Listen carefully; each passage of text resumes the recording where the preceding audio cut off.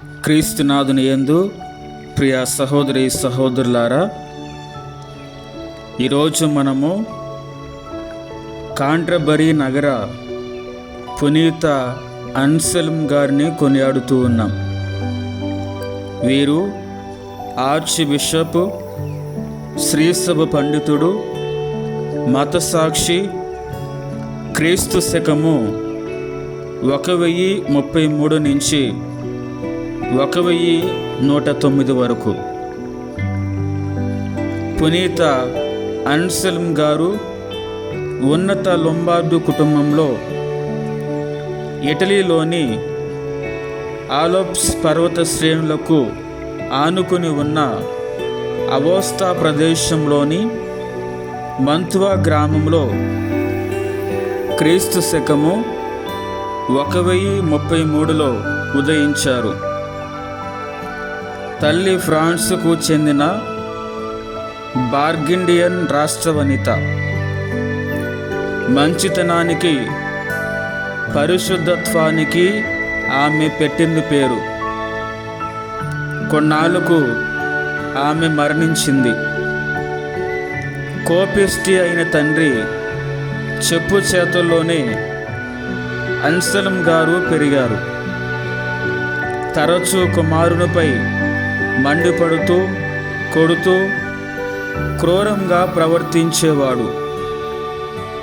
ఇందుకు భయపడిన అన్సెల్మ్ గారు తల్లి మాతృదేశమైన ఫ్రాన్స్కు పారిపోయారు.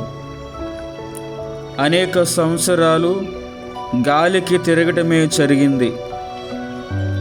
అనేక అనుభవాలు కూడా ఎదురయ్యాయి. జీవితం వ్యర్థం కాకూడదని గ్రహించి తానొక గురువు కావాలని నిర్ణయించుకున్నారు.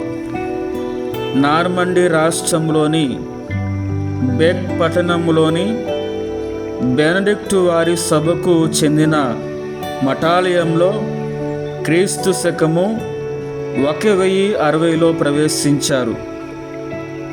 మఠాధిపతి అయిన దన్యలాన్ ప్రాంక్ గారికి మంచి మిత్రుడయ్యారు. ఆ మఠంలోనే ఉంటూ తత్వ వేదాంత శాస్త్రాలను అపోసన పట్టి కొద్ది సంవత్సరాలలోనే మంచి గురువయ్యారు.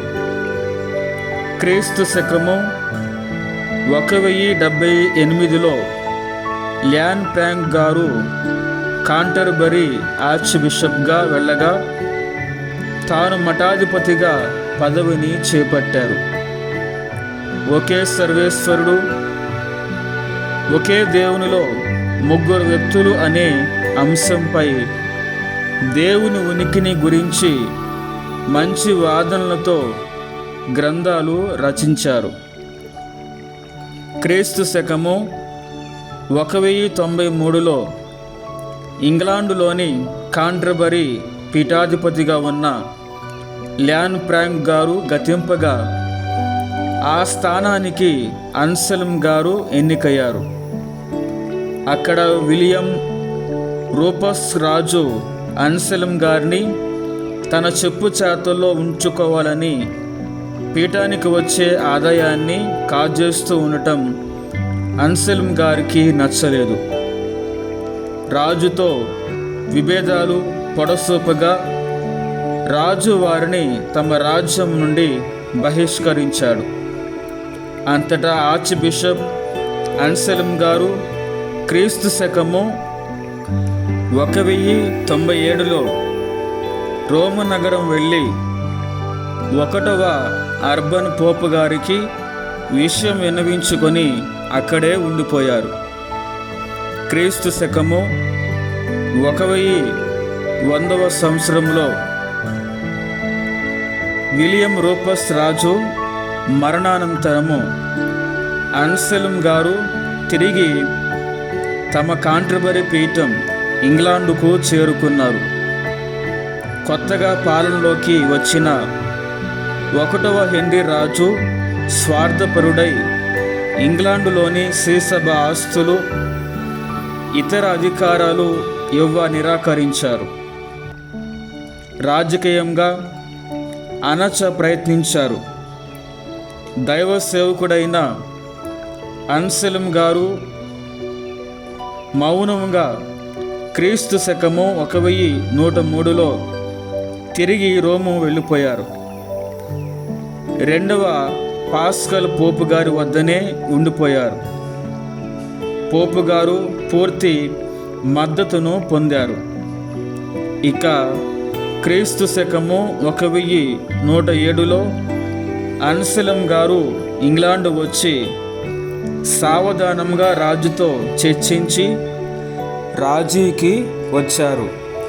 గౌరవ మర్యాదలతో సమాధాన పడ్డారు. తద్వారా తమ పీఠంలోని క్రైస్తవ వాళ్ళకి మంచి కాపురిగా శక్తి వంచన లేక కృషి చేశారు.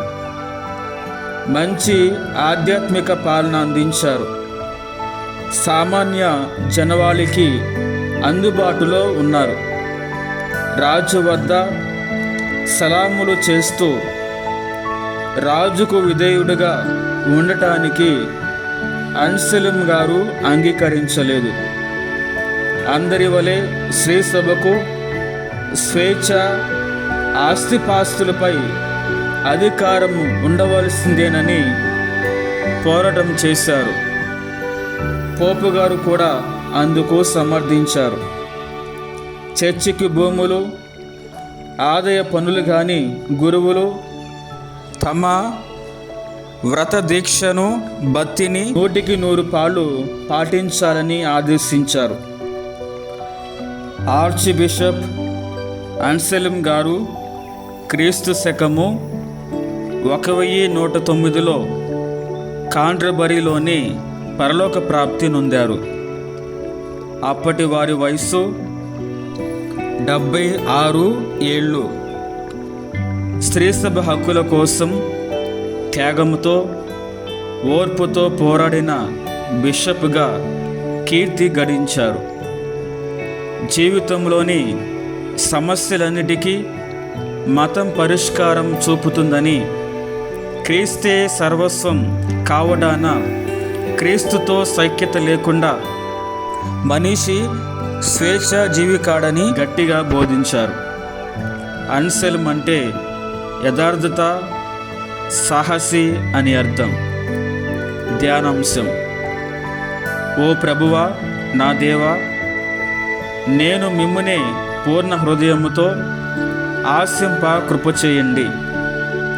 ఈ ఆశ ద్వారా మిమ్ము అన్వేషించి కనుగొనుదుముగాక. తద్వారా మిమ్మునే ప్రేమించి నా పాపాల్ని త్యజించి మీరు ప్రసాదించిన విమోచనం పొందుదునుగాక. పునీత అన్సెలం గారా, మా కొరకు, మా కుటుంబాల కొరకు ప్రార్థించండి.